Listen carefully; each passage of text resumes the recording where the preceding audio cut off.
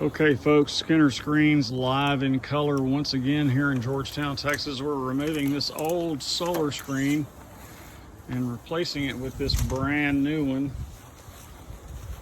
This one was hail damaged over here.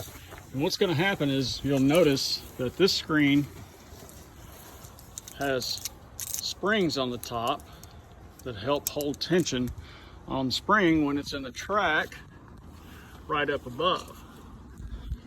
There's a corresponding track at the bottom as well. So Scotty will just place that in the track at the top.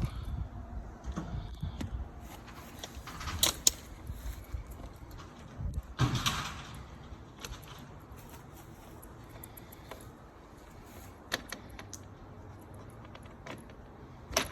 there we go. Get that in the track at the bottom. Come on. And they're right there. And then we have these little thumb clips, or flush clips is what some people call them. They're flush clips. And we'll just twist those in, make them tight.